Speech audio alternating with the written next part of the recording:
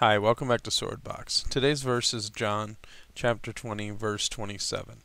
It goes, "Then he said to Thomas, 'Put your finger here. See my hands. Reach out your hand and put it in my side. Stop doubting and believe.'" Now 3 days after his death on the cross, Jesus, raised from the dead, appears to his disciples to give them the good news of his again having fulfilled the prophecy. In his first appearance to them, Thomas is absent. The disciples tell Thomas about having seen Jesus, and he is doubtful. He states that when he sees the wounds and can physically touch them, then he'll believe this miracle.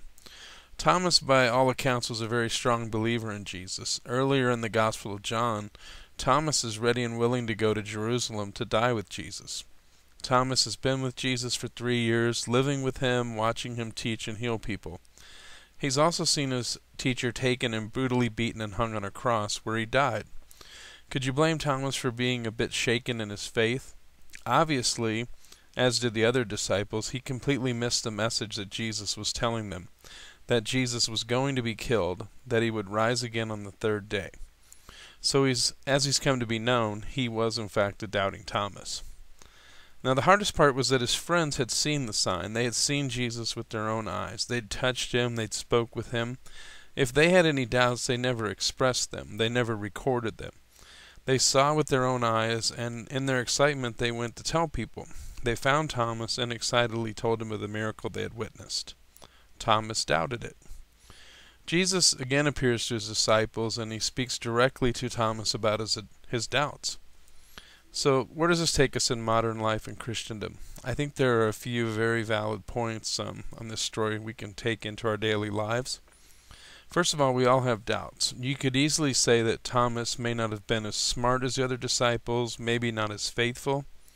However, he was honest in his doubts. He shared his doubts with other believers openly. He didn't fake a belief in something that wasn't revealed to him. He wasn't just nodding along with the crowd. His doubt could be seen in a prayerful form. He's praying, "Lord, reveal to me the truth." And Jesus appears to Thomas to answer his doubts, to help Thomas. He doesn't come into the room with indignation towards Thomas. He isn't offended by Thomas. If we recall on Jesus' trip to the temple and the coin exchangers and the animal sellers, we know that he knew how to deal with people who offended his Father and raised his indignation.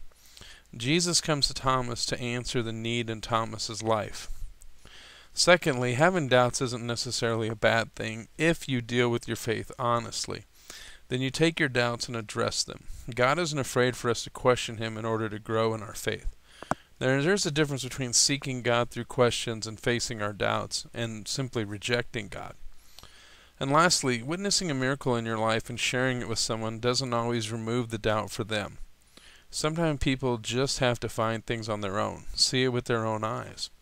Until someone's eyes are open to the truth, they might not see it.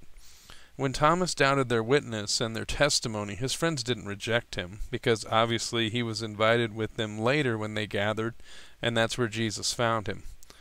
So face your doubts honestly, share your testimony and witness, and realize that it won't be a life changer for everyone, no matter how much you want it to be. Jesus will answer your questions if you let him, and he'll reward your witness of him when a person's eyes do open to the truth you've shared. Live blessed, and do come back to Swordbox.